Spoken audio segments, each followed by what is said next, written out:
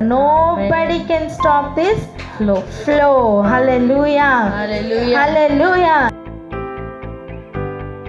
ఒక పెండ్లి జరుగుతున్నప్పుడు ఒక పెండ్లి కుమార్తె యొక్క యాటిట్యూడ్ ఎలా ఉంటుందో, మనం పెళ్లి కుమార్తె సంఘంగా సిద్ధపడుతున్నప్పుడు మన యాటిట్యూడ్ ఎలా ఉందో చెక్ చేసుకోవాల్సిన దినాలు అని విన్నాం. ఒక పెండ్లి విందు జరుగుతున్నప్పుడు పెండ్లి చూడ్డానికి వచ్చిన వారి యాటిట్యూడ్ వేరేగా ఉంటుంది, వారి సిద్ధపాటు వేరేగా ఉంటుంది, వారి సమయం, వారి ఆలోచనలు, వారి శ్రద్ధ, వారి దృష్టి, వారి ఏకాగ్రత అన్నీ వేరేగా ఉంటాయి. కానీ పెళ్లి కుమార్తె యొక్క ఆలోచన విధానం, సిద్ధపాటు, అలంకరణ అన్నీ వేరుగా ఉంటాయి. మనం ఎలా ఉన్నాం అని ప్రశ్నించుకుందాం. రెండవది, మన సంతోషం ఎందులో పరిపూర్ణమవుతుంది? ఏమి ఉంటే మనకి సంతోషం, ఏమి జరుగుతుంటే మనకి సంతోషం, ఎలా ఉండాలి? పెళ్లి కుమార్తె యొక్క మనస్తత్వం ఎలా ఉండాలి? ఈ విషయాలను మనం ఆలోచన చేద్దాం. పెండ్లి కుమార్తె సిద్ధపాటు అందరూ ఉన్నట్టుగా అయితే ఉండదు కదా. ఆమెకు ప్రత్యేకమైన సిద్ధపాటు కావాలి, ఉంటుంది కూడా. ఇదిగో అలా ప్రత్యేకమైన సిద్ధపాటు కలిగి ఉన్నామా లేదా అని ఈరోజు ప్రశ్నించుకుందాం. వస్త్రములు ఖచ్చితంగా వేరుగానే ఉంటాయి. పెండ్లి వస్త్రములు వేరుగానే ఉంటాయి. పలకండి అన్నమాట. పెండ్లి వస్త్రములు వేరుగానే ఉంటాయి. ఆమేన్. దోషం వలన కలుగుతున్న దిగంబరత్వం తొలగించి వస్త్రములు ఇస్తాను అని చెప్పిన దేవుని గురించి ఒకసారి ఆలోచిద్దాం. ఎప్పుడు కూడా నార్మల్గా వేసుకునే వస్త్రాలు వేరుగా ఉంటాయి, కానీ పెండ్లి వస్త్రాలు ఇంకా ప్రత్యేకంగా ఉంటాయి. ప్రకటన గ్రంథంలో మనం వింటున్నాం, గుర్తుందా? గొర్రెపిల్ల యొక్క భార్య తను తాను అలంకరించుకుంది. హల్లెలూయా. తను తాను సిద్ధపరచుకున్నట్టుగా, తను తాను అలంకరించుకున్నట్టుగా మనం చదివాం, విన్నాం. ప్రస్తుతం మనల్ని మనం అలంకరించుకొని సిద్ధపడి ఉండాలి. ఆ సిద్ధపాటు కూడా మిగిలిన వారితో వ్యత్యాసంగానే ఉంటుంది, కంపారిజన్ లేదు. నార్మల్గా పెండ్లికి వచ్చేవారు వారి సిద్ధపాటు ఎంత ఉంటుందండి? వారు ఎన్ని గంటలకి సిద్ధపడవచ్చు? వారికి చాలా సమయం ఉంటుంది. ఫర్ ఎగ్జాంపుల్, నిన్న మనం అనుకున్నట్టు పెండ్లి 1 గంటకే స్టార్ట్ అయింది అనుకోండి.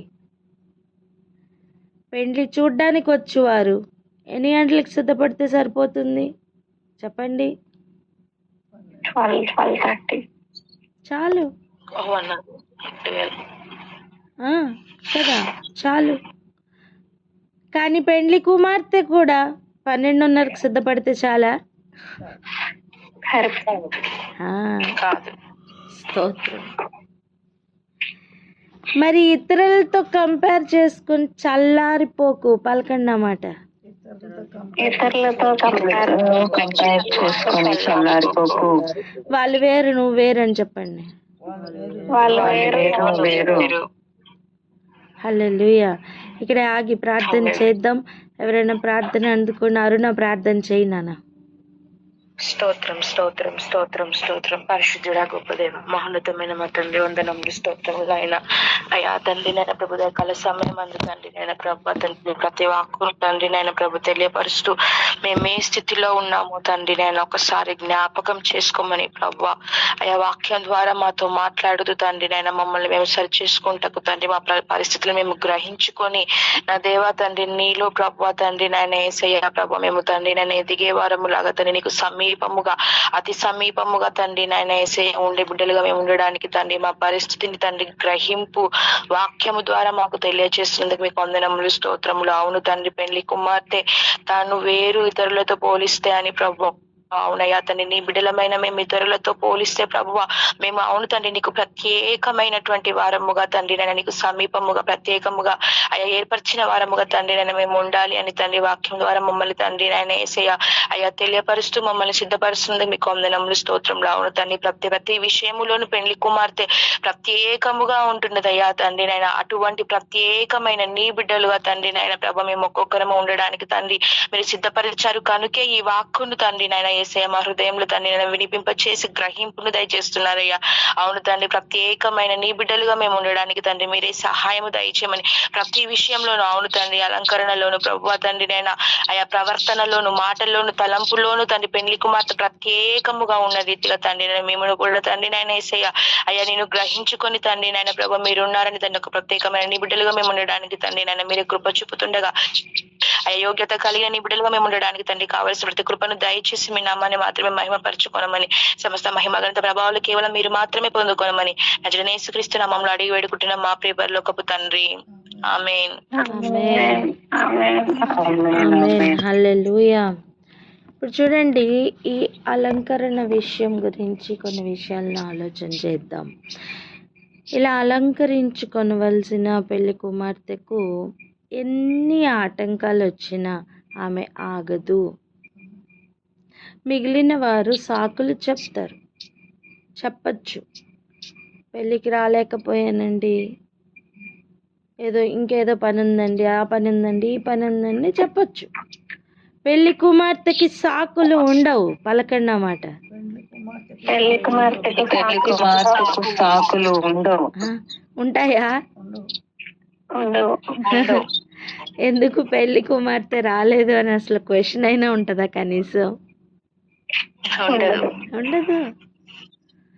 సో దేవుని విషయంలో నువ్వు పెళ్లి కుమార్తెగా సిద్ధపడుతున్నావు, నీకు సాకులు చెప్పడానికి అవకాశం లేదు. హల్లెలూయా. ఇది నాది అని ఫీల్ అవ్వాలండి. దేవుని రాజ్యం. అందుకే చూడండి, వర్తకుడు వెతుకుతున్న దాచబడిన ధనం కానీ ముత్యము కానీ పోల్చి చెప్తున్న సమయం తనకున్నదంతా ఇచ్చి తన మొత్తాన్ని పొలాన్ని మొత్తం కొనేసుకున్న అనుభవాన్ని చూపిస్తున్నారు. ఒక పెళ్లి కుమార్తె మనస్తత్వం కూడా అలా ఉండాలి. Should own it. అది నీది అనిపించాలి. నా దేవుని రాజ్యం ఆ ఫీల్ రావాలి. నాకెందుకులే అనిపించకూడదు.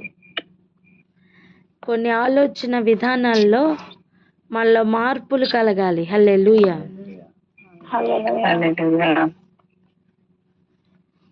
నువ్వు పెళ్లి చూడ్డానికి రాలేదని చెప్పండి.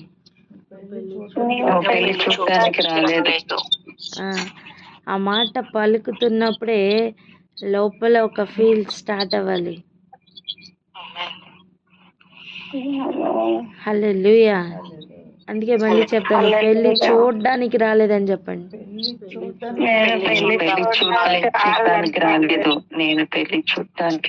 హల్లెలూయా. హల్లెలూయా. గుర్తుందా? మీరు పెళ్లి కుమార్తెగా సిద్ధపడండి. ఆటంకములు అన్నీ జరుగుతూ ఉంటాయి. ఎవ్రీ ఏరియాలో ఆటంకాలు ఉంటాయి. ఎన్ని ఆటంకాలు ఉన్నా నీకు అనవసరం. సడన్గా పెళ్లి కుమారుడు వచ్చి వెన్యూ మార్చి పెళ్లి కుమార్తెను తీసుకుని వెళ్ళిపోతారని చెప్పారు. గుర్తుందా? సిద్ధపడిన వధువుని తీసుకుని వెళ్తారు. హల్లెలూయా. వెన్యూ ఆల్రెడీ రెడీగా ఉందండి. ఎందుకంటే 2000 సంవత్సరాల క్రితమే ప్రభు చెప్పిన మాట ఏంటి గుర్తుందా? నా తండ్రి ఇంట యొద్ద అనేక నివాస స్థలములు ఉన్నాయి, మీకు స్థలము సిద్ధపరచ వెళ్ళుచున్నాను. నేనంటాను, పాడైపోయిన నిరాకారంగా మారిపోయిన భూమిని సిద్ధపరచడానికి 6 రోజులు సరిపోయిందట. హల్లెలూయా. 7వ రోజు ఏం తీసుకున్నారు? విశ్రాంతి తీసుకున్నారండి. కానీ మన ప్రభు ఇప్పుడు 2000 దినాలు, 2000 సంవత్సరాలు ఇంటూ దినాలు లెక్క పెట్టండి, అన్ని దినాల నుండి స్థలము సిద్ధపరుస్తున్నారంటే ఇంకెంత సమీపంగా, ఇంకెంత నిశ్చయంగా ఆయన వెన్యూ సిద్ధపరిచి ఉంటారు. స్తోత్రం. ఆమేన్. హల్లెలూయా, హల్లెలూయా. ఏ సమయానికైనా సడన్గా ఆయన రాకడ కానీ మన పోకడ కానీ ఉంటుంది కదా. అనుదినం పూర్తి సిద్ధపాటుతో వెయిట్ చేద్దాం. ఆమేన్. ఈ ఉపవాస దినాలు మనల్ని అలా సిద్ధపరచడానికే. హల్లెలూయా. ఇక్కడ ఉన్న ఒక ప్రాబ్లం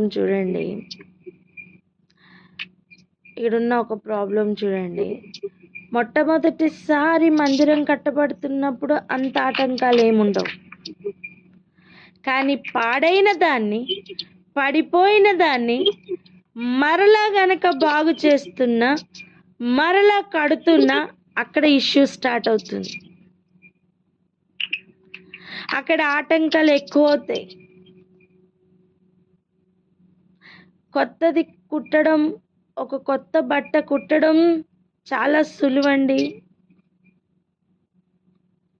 కానీ వాడుతున్న క్లాత్ని మరలా కుట్లు విప్పి కుట్టడం అనేది చాలా చాలా విసుగుతో కూడిన పని.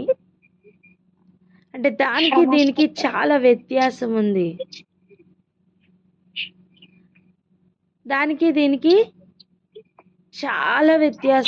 చెప్పండి అన్నమాట. దానికి దీనికి చాలా వ్యత్యాసం ఉంది.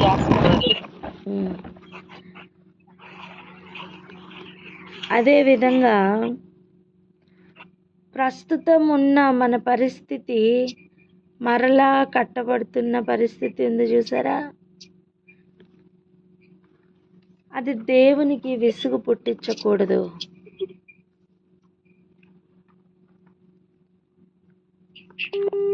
అది దేవునికి విసుగు పుట్టించకూడదమ్మా.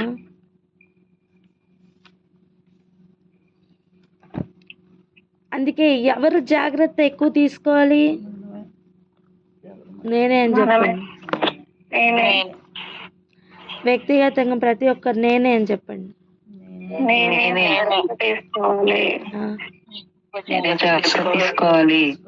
మరలా పిలుస్తున్న అనుభవం, మరలా బాగు చేస్తున్న అనుభవం, మరలా వస్త్రములు ఇస్తున్న అనుభవం, ఎక్కడెక్కడ ఓడిపోయే మళ్ళీ ఆయన జయింప చేసే అనుభవం, ఇవన్నీ ఉన్నాయి చూసారా.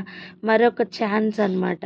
అప్పుడు ఎంత శ్రద్ధ ఉండాలంటే, ఎగ్జాక్ట్గా తప్పిపోయిన చిన్న కుమారుడు మరలా వస్తున్నప్పుడు ఎటువంటి యాటిట్యూడ్తో వస్తున్నాడో అటువంటి మనస్తత్వం ఉండాలి, అంత శ్రద్ధ ఉండాలి, అంత జాగ్రత్త తీసుకోవాలి. ఎన్నిక లేని వారు, ఒంటరిగా అయిపోయిన వారు, ఒకప్పుడు నలుగురితో 10 మందితో ఉన్న అనుభవం ఉన్నవారు ఒంటరిగా మారిపోయారనుకోండి, వారు మరలా కట్టబడుతున్నప్పుడు ఆ ఇన్సెక్యూరిటీ ఫీలింగ్ ఉంటుంది చూసారా, అవన్నీ తొలగింపబడి 1000 మందిగా మారుతున్న సమయం ఏమవుతుంది తెలుసా? ఆ 10 మందిలో ఉన్నప్పుడు, ఆ 10 మందితో లేదా 20 మందితో ఉన్నప్పుడు ఒక గర్వం ఉంటుంది, కానీ అది ఒంటరిగా మారిన స్థితిలో ఆ గర్వం మొత్తం కూడా నశించిపోతుంది. 1000 మందిగా మారుతున్నా సరే, ఆ 20 మందితో ఉన్నప్పుడున్న ఆ గర్వం కూడా రాదండి. 1000 మందిగా మారుతున్నప్పుడు 1000 మందిగా మార్చుతున్న వాని వైపు మాత్రమే దృష్టి ఉంటుంది. ఆ 20 మందిలో కుటుంబంలో ఉన్నప్పుడు, ఆ 20 మందిలోనో 30 మందిలోనో ఉన్న ఆ కుటుంబంతో ఉన్నప్పుడు మొదట ఎన్నికైన వాడిగా చూడండి. రెండవ కుమారుడు, చిన్న కుమారుడు యాటిట్యూడ్ ఒకసారి ఆలోచించండి. నాకేంటి, నా ఆస్తి నాకు ఎందుకు ఇవ్వవు అని తండ్రితో పోట్లాడిన ఒక అనుభవం ఉందే. అలా కాకుండా ఎన్నిక లేని సమయం, ఎన్నిక అనేది ఏదైతే ఉందో అది కోల్పోయిన తర్వాత తిరిగి మరలా వచ్చిన అనుభవంలో ఇప్పుడు నాకు ఎన్నిక ఉంది, నేను ఇక్కడ కుమారుడిని, నాకు హక్కు ఉంది, నాకు అది ఉంది, ఇది ఉంది అంటాడా? అప్పుడు ఏ విధంగా ఉంటాడు? ఎంత దీనుడుగా ఉంటాడు, ఎంత దీన మనసు కలిగి ప్రవర్తిస్తాడు ఆలోచించండి. అలా ఎప్పుడైతే దీనత్వంలోనికి వెళ్తామో, అలా ఎప్పుడైతే తగ్గింపబడిన అనుభవంలోకి వెళ్తామో, అలా ఎప్పుడైతే యాక్సెప్ట్ చేస్తామో, నేను దోషిగా ఉండినాను, నేను పాపిగా ఉండినాను, ఇది నాకు మహాభాగ్యం అని ఎప్పుడైతే మనం గ్రహిస్తామో అప్పుడు బలమైన జనముగా మారడం అవకాశం ఉంటుంది.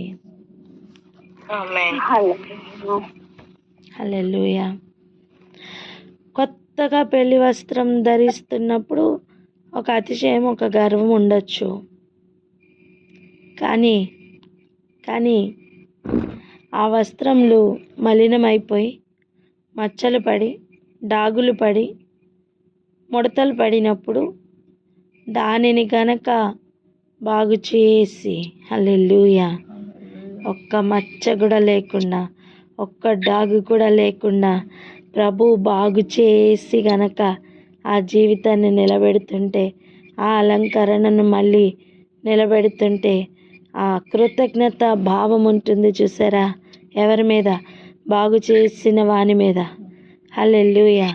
ఎన్నిక లేనప్పుడు, అర్హత లేనప్పుడు అర్హత కలిగిస్తున్న వాని మీద దృష్టి ఉంటుంది చూసారా? ఎన్నిక లేనప్పుడు ఎన్నికను కలుగ చేస్తున్న వాని మీద దృష్టి ఉంటుంది తెలుసా? నాకేం తక్కువ అనే ఫీలింగ్ ఉండదు, నాకన్నీ తక్కువే అనే గ్రహింపు ఉంటుంది. ఆ కృతజ్ఞత భావంతో ఇంకెవ్వరూ లేరయ్యా, నీవు మాత్రమే అని ఆయన తట్టు మాత్రమే చూస్తున్న అనుభవం ఉంది చూసారా? ఈ రెండవసారి కట్టబడుతున్న అనుభవం అటువంటి అనుభవం. హల్లెలూయా.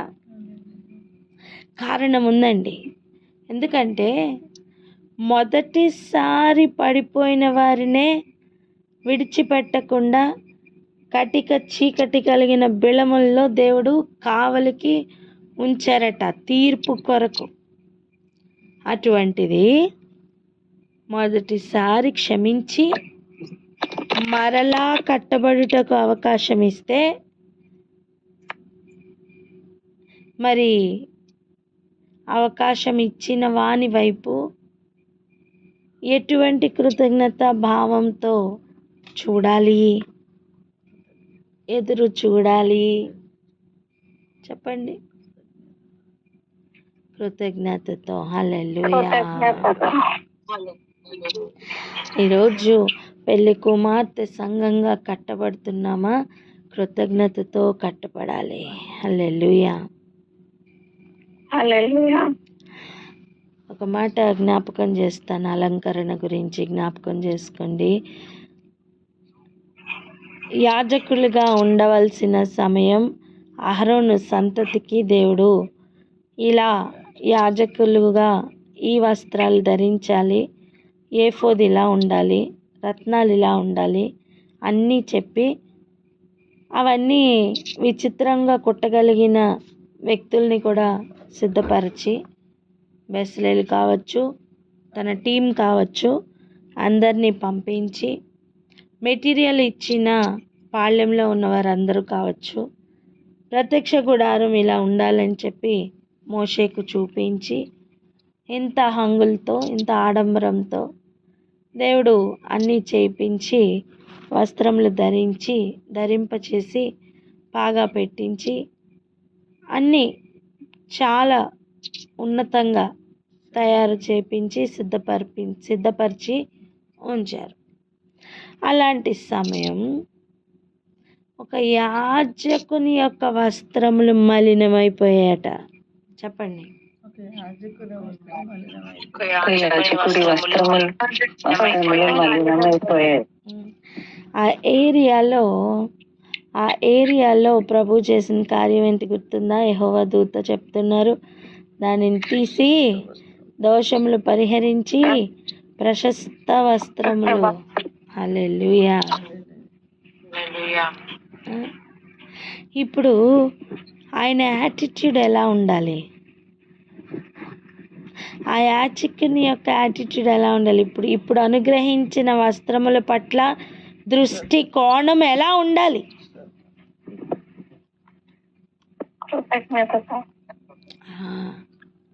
ఇప్పుడు అదే ఏరియాలో పెండ్లి వస్త్రాలు అనుకోండి,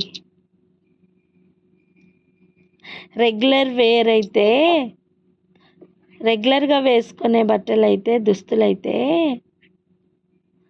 ఒకటి పోయినా ఇంకోటి కొనుక్కోవచ్చు.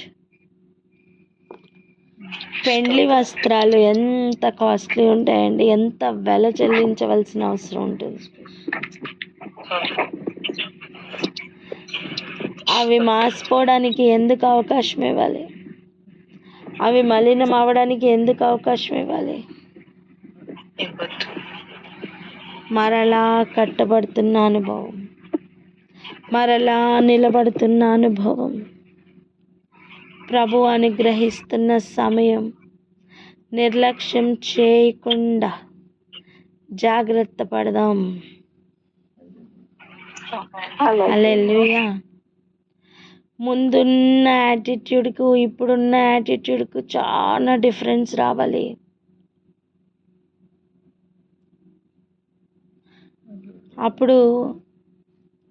అప్పుడు విలువ తెలియదేమో, కానీ ఇప్పుడు విలువ తెలియాలి. అప్పుడు చెల్లించబడిన వెల యొక్క విలువ తెలియలేదేమో, కానీ ఇప్పుడు విలువ లేని దానికి వెల ఇచ్చిన ఆ విలువ తెలియాలి. వెల యొక్క విలువ గ్రహింపులోనికి రావాలి. హల్లెలూయా. ఎక్కడ దిగంబరత్వం లేకుండా, ఎక్కడ మలినం లేకుండా, ఎక్కడ మచ్చ డాగులు లేకుండా, ప్రశస్తమైన వస్త్రాలతో అలంకరింపబడుతున్న అనుభవంలోనికి ప్రతి ఒక్కరు వెళ్ళాలి. అబద్ధము వలన కలిగిన ప్రతి డ్యామేజ్ సత్యము వలన బాగుపడాలి. చెప్పండి. అబద్ధం వలన కలిగిన డ్యామేజ్ సత్యంతో బాగుపడాలని.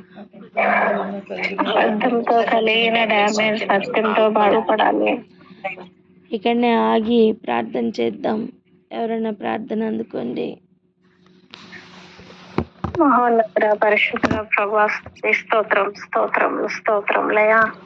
అవున్న తండ్రి ప్రభా, దీన మనస్సు కలిగిన తండ్రి రాజా, మీరు ఎలాగనైతే పెళ్లి కుమార్తె వస్త్రములు, ప్రశస్త వస్త్రములు, దోషములను తొలగించి ఇస్తున్నటువంటి ఆ వస్త్రములను బట్టి అవి నా తండ్రి ప్రభా ఎంతో విలువైనవి, వెలగలవి గనుక నా తండ్రి నా తండ్రి కృతజ్ఞత భావముతో స్వీకరించి నా తండ్రి ప్రభా మరలా అవి మలినం అవ్వకుండా చూసుకునేటువంటి స్వభావము మాలో ఉండాలి. ఆ యొక్కవంటి నిర్లక్ష్య స్వభావము ఉండకుండా జాగ్రత్త పడేటువంటి వారుగా ఉండి నా తండ్రి ముందున్న యాటిట్యూడ్ కాకుండా నా తండ్రి ప్రభా నా తండ్రి నా తండ్రి అవి ఆ వేళ యొక్క విలువ గ్రహింపులోనికి వచ్చి నా తండ్రి ప్రభా ప్రశస్తమైన వస్త్రములతో నా తండ్రి మేము అలంకరింపబడిన వారమై ఉండాలి. కానీ అబద్ధం వలన కలుగుతున్న డ్యామేజ్ నా తండ్రి సత్యం వలన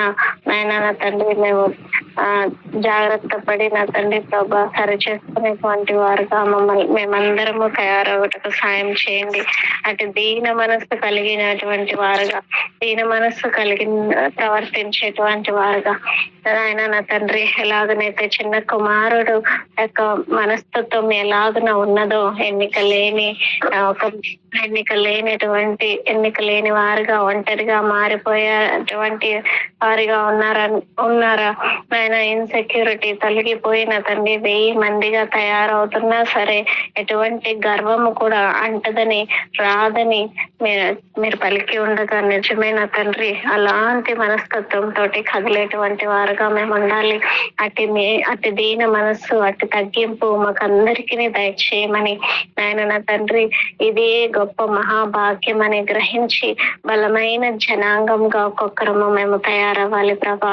ఒక మచ్చ కూడా, ఒక డాగు కూడా లేకుండా మా జీవితాన్ని నిలబెడుతున్నప్పుడు కృతజ్ఞతాభావముతో నా తండ్రి ఎన్నిక లేని వారమయ్యా అనే కృతజ్ఞతాభావముతో రెండవసారి కట్టబడుతున్నటువంటి ఈ అనుభవంలో కృతజ్ఞతతో కట్టబడేటువంటి వారుగా నా తండ్రి యాజకుడైనప్పటికీ మలిన వస్త్రము కలిగినప్పుడు నా తండ్రి ప్రభా ప్రశస్త వస్త్రము ధరింపజేసినప్పుడు యాజకుని యొక్క దృష్టికోణం ఎలాగన మారడం అలాగనే కృతజ్ఞత భావము కలిగినటువంటి వారై మేము జాగ్రత్తగా నడుచుకొంచు నా తండ్రి మీకు విసుగు పుట్టించకుండా నా తండ్రి ప్రభా మీరు ఇచ్చిన ప్రశస్తమైన వస్త్రాన్ని, దోషమును పరిహరించి ఇచ్చినటువంటి వస్త్రాన్ని మేము మలినం పరచుకోకుండా నా తండ్రి మేము కృతజ్ఞత భావముతోనూ ఎటువంటి నిర్లక్ష్యము లేకుండా నా తండ్రి విశేషమైన గ్రహింపు శక్తి చేతను, సత్యము చేతను మేము కట్టబడుటకు, పెళ్లి కుమార్తెగా సిద్ధపడుటకు విశేషమైన కృపనిచ్చి నడిపించి మహిమ పొందుకోమని యేసయ్య అతి పరిశుద్ధమైన నామంలో మిక్కిలి వినయంతో ప్రార్థించి పొంది ఉన్నాము తండ్రి. ఆమేన్. ఆమేన్. హల్లెలూయా. ఈ మరలా కట్టబడుతున్న అనుభవంలో దేవుడు ప్రకృతిలో కొన్ని మార్పులు చేస్తున్నారు. మరలా కట్టబడుతున్న అనుభవంలో అధికారపూర్వకంగా దేవుడు కొన్ని మార్పులు చేస్తున్నారు.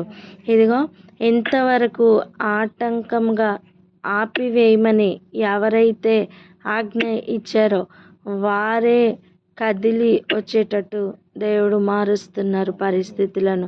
మీకు గుర్తుందా, కొంతకాలం క్రితం మనం ఇదే ఏరియాలో ఇదే ఎజ్రా నుండి అనేక విషయాలు నేర్చుకొని మళ్ళీ ఎజ్రాకి వచ్చాం. రండి వెళ్దాం. ఎజ్రా గ్రంథం 5వ అధ్యాయం 1వ వచనం చదువుదాం. 5వ అధ్యాయం 1వ వచనం.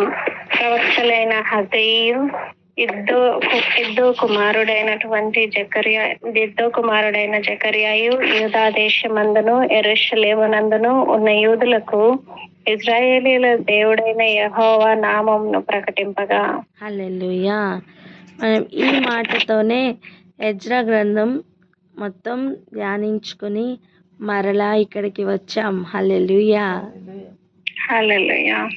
మన ఉపవాసపు దినముల్లోనే మనం అటు వెళ్ళాం. మరలా ఉపవాసపు దినములకు ఇక్కడికి చేరాం. ఆమేన్. హల్లెలూయా. స్తోత్రం. ఆమేన్. ఇక్కడ జరుగుతున్న కార్యాలు కొన్ని చూడండి. మందిరపు పని ఆగిపోయింది. మందిరపు పని ఇంచుమించు 2 సంవత్సరముల వరకు పని నిలిచిపోయింది. అప్పుడు ప్రవక్తలైన ఇద్దో కుమారుడైన జకర్యాను, హగ్గైని దేవుడు లేపుకొని తన ఉద్దేశములన్నిటినీ కూడా తెలియచేశారు. అదే 10 రూపాయలు పోగొట్టుకున్న వానికి ఎవ్వరూ 1,00,000 రూపాయలు చేతిలో పెట్టరు కదా. కానీ దేవుడు చూడండి, పాడైపోయిన మందిరం గురించి ప్రేరేపించి ప్రజలను బలపరచడానికి రానున్న కాలంలో జరగనున్న అనేక విషయాలను జకర్యా ద్వారా వారికి తెలియచేసి వారందరినీ కూడా బలపరిచిన దేవుడు. హల్లెలూయా. హల్లెలూయా. జకర్యాలో ఎన్ని విషయాలు నేర్చుకుని వచ్చామండి. అవును తండ్రి. హల్లెలూయా. ఈ మలిన వస్త్రాలను తొలగించి దేవుడు దోషమును పరిహరిస్తానని చెప్పిన విషయాలు కూడా ఎక్కడివి? జకర్యా గారు చెప్పితేనే అర్థమైంది. దేవుడు జకర్యా గారి ద్వారా అనేక విషయాలు నేర్పించారు. ప్రభు చిత్తమైతే హగ్గై గారు కూడా ఏం చెప్పారో విందాం, చూసుకుని వద్దాం.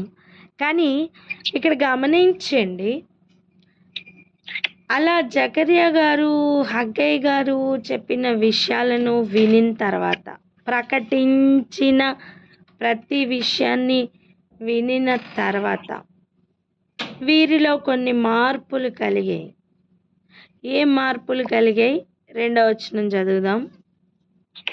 స్తోత్రం. ఎజ్రా 5వ అధ్యాయము 2వ వచనము. షయల్తీయేలు కుమారుడైన జెరుబ్బాబెలును యోజాదాకు కుమారుడైన యెహోషువను లేచి యెరూషలేములో నుండి దేవుని మందిరమును కట్టనారంభించిరి. మరియు దేవుని యొక్క ప్రవక్తలు వారితో కూడా నుండి సహాయము చేయుచు వచ్చిరి. హల్లెలూయా. హల్లెలూయా. ప్రకటింపబడిన మాటలు తెలియకుండా మరలా కట్టింపనారంభించడం అసాధ్యం. హల్లెలూయా. ప్రవక్తల ద్వారా పలికించబడిన ప్రతి మాట, ప్రకటింపబడిన ప్రతి మాట గ్రహింపులోనికి వచ్చిన వారు లేచి మందిరమును కట్టనారంభించారట. హల్లెలూయా. మరలా మందిరమును కట్టనారంభిస్తున్న సమయం ప్రవక్తలు వారికి తోడుగా ఉన్నారట. హల్లెలూయా. హల్లెలూయా. మరలా కట్టబడుతున్నప్పుడు ఉండవలసిన యాటిట్యూడ్ ఎలా ఉండాలో ఇంతసేపు మనం విన్నాం. వింటున్నప్పుడే మార్పు వచ్చిందని నమ్ముతున్నాం. ఆమేన్. ఇప్పుడు చూడండి, మరలా కట్టడానికి, ప్రారంభించడానికి దేవుడు జెరుబ్బాబెలును ఇంకా యెషూవను లేపుకుంటున్నారు. వారు కట్టనారంభించారట. అప్పుడు జరిగిన అనేక కార్యములు ఉన్నాయి, వాటిని మనం చూడబోతున్నాం. ఇప్పుడు చదవండి 3వ వచనం. ఎజ్రా 5వ అధ్యాయం 3వ వచనము. అంతటా నది యువతల అధికారి అయిన సత్తెనయును శతర్బోజ్నయము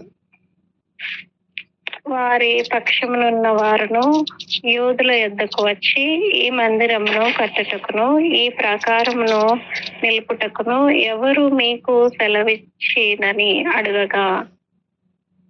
హల్లెలూయా. ఆ, ఇప్పుడు ఎవరెవరు పూనుకొని అడుగుతున్నారండి? నది యువతల అధికారి అయిన ఎవరెవరు? తత్తెనయిను, ఆ, షతర్బోజ్నయిం, ఆ, వీరు వచ్చి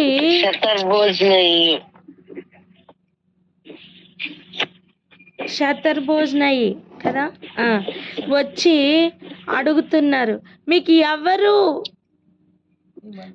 ఎవరు ఈ మందిరం కట్టడానికి, ఈ ప్రాకారాలను నిలవబెట్టడానికి ఎవరు మీకు సెలవిచ్చారు? ఈ ఆజ్ఞ మీకు ఎక్కడి నుంచి వచ్చింది? వారు ఎందుకండి ఇలా అడుగుతున్నారు?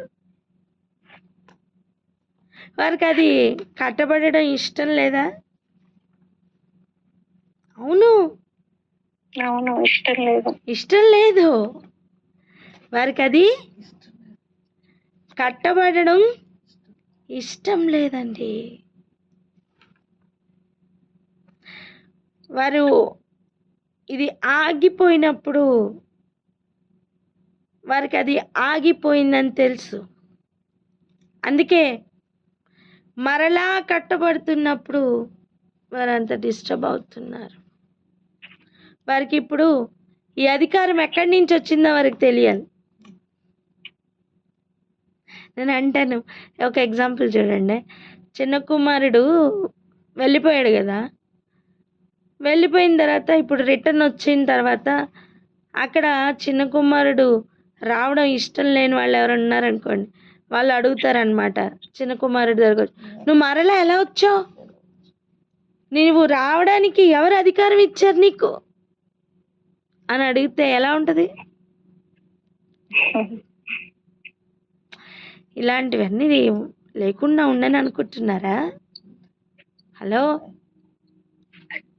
ఉంటాయి. అందుకే తండ్రి అలా ఎవరు అడగడానికి అవకాశం లేకుండా విందు చేయిస్తున్నారు. ఆ విందు, ఆ శబ్దం వింటున్న వారందరికీ తెలుస్తుంది చిన్న కుమారుడు రిటర్న్ వచ్చాడని. హల్లెలూయా. కమ్మింగ్ బ్యాక్ సీక్రెట్ గా ఉండదని చెప్తున్నా నేను. హల్లెలూయా.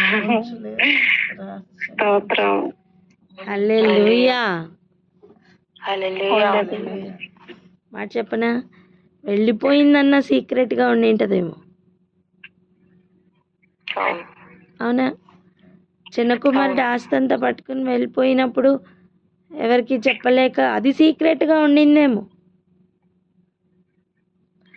కానీ రిటర్న్ బ్యాక్ మాత్రం సీక్రెట్ గా ఉండదు. చెప్పండి అమ్మా, రిటర్న్ బ్యాక్ సీక్రెట్ గా ఉండదని చెప్పండి అమ్మా.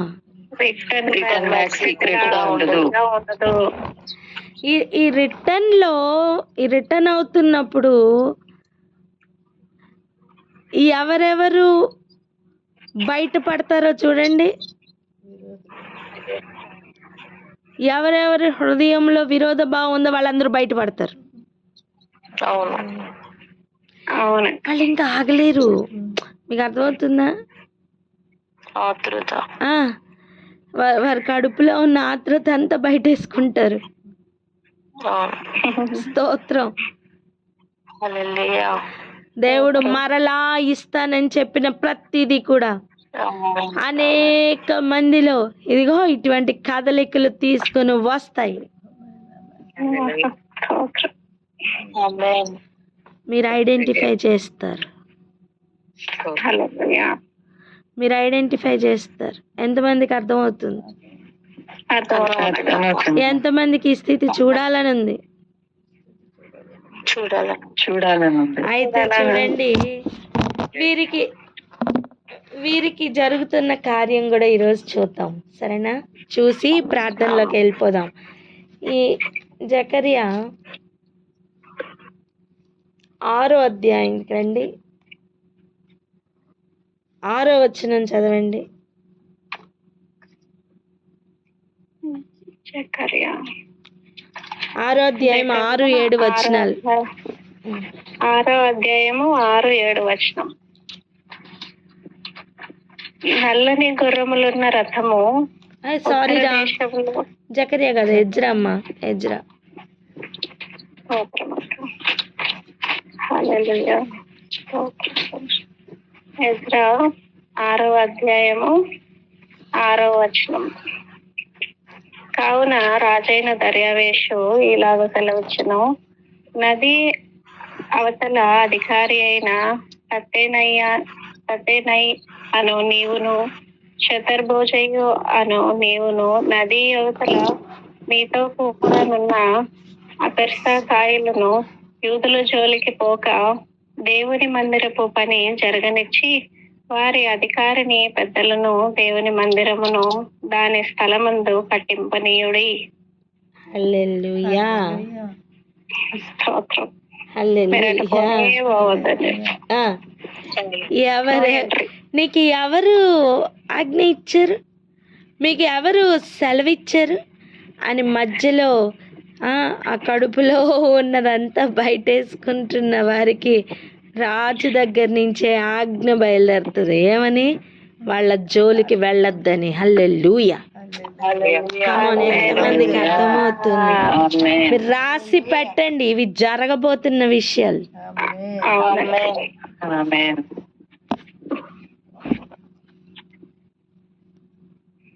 వారికే ఆజ్ఞ దొరకబోతుందండి. అధికారపూర్వకంగా రాజు స్థానంలో ఉన్నవారు వారికే ఆజ్ఞ ఇస్తారు. ఏమని? వాళ్ళ జోలికి వెళ్ళొద్దు, వాళ్ళకి ఆటంకపరచద్దు.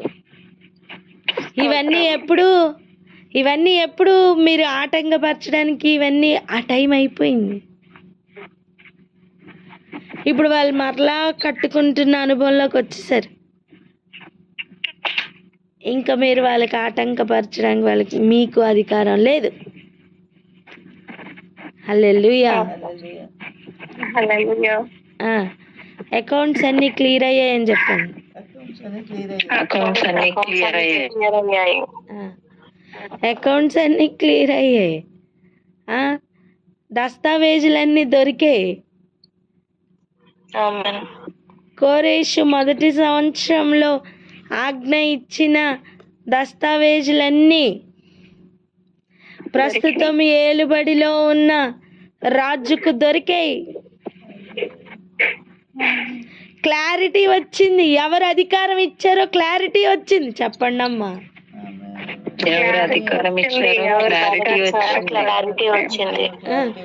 వీళ్ళ కడుపులో ఉన్న డౌట్స్ రాజు కడుపులోనికి పెట్టారు కదా. రాజుకు ఆ దస్తావేజుల్లో ఉన్న విషయం అంతా అర్థమైంది. ఇప్పుడు ఇంకా ఎవరు డౌట్ పెట్టడానికి అవకాశం లేదు ఇక. హల్లెలూయా. అందుకే వీళ్ళకి ఇప్పుడు ఆజ్ఞ జారీ అవుతుంది. ఏమని? వాళ్ళ జోలికి పోవద్దమ్మా.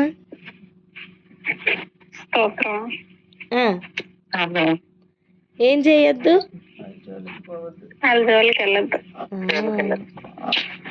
వాళ్ళ జోలికి వెళ్ళొద్దు. అంతేకాదు, ఇంకా చదవండి 8వ వచనం. ఎజ్రా 6వ అధ్యాయం 8వ వచనం. మరియు దేవుని మందిరమును కట్టించినట్లుగా యూదుల యొక్క పెద్దలకు మీరు చేయవలసిన సహాయమును గూర్చి మేము నిర్ణయించినదేమనగా, రాజు యొక్క సొమ్ములో నుండి, అనగా నదీ అవతల నుండి వచ్చిన పనిలో నుండి వారు చేయ పని నిమిత్తము తడువు ఏమాత్రమును చేయక వారి వేమునకు కావలసిన దాన్ని ఇయ్యవలెను. హల్లెలూయా. ఇప్పుడు వారికి ఎవరు మీకు సెలవిచ్చారు అని అడగడానికి అవకాశం ఉంటుందా? ఇప్పుడు సహాయం చేయడానికి బయలుదేరతారు. ఓ కమాన్. ఇప్పుడు సహాయం చేయడానికి బయలుదేరతారు. ఎక్కడి నుంచి? వారి సొమ్మేం కాదు, రాజు ఖజానా నుండి. హల్లెలూయా. ఒకప్పుడు ప్రశ్నలు అడుగుతున్న వారు ఇప్పుడు ఏం చేస్తారండి? సొమ్ము తీసుకొని వచ్చేస్తారు. అది హల్లెలూయా. హల్లెలూయా. ఇటువంటి కార్యాలన్నీ జరగాల. అయితే మరలా మందిరంగా కట్టబడు. ఆమేన్. ఆమేన్. ఎంతవరకు ఆటంకంగా నిలబడిన వారు సహాయం చేస్తారని చెప్పండి. ఇంతవరకు ఆటంకంగా నిలబడిన వారు సహాయం చేస్తారు. ప్రార్థన చేసుకుందాం. గ్రహించి వారు గ్రహించుదురుగాక.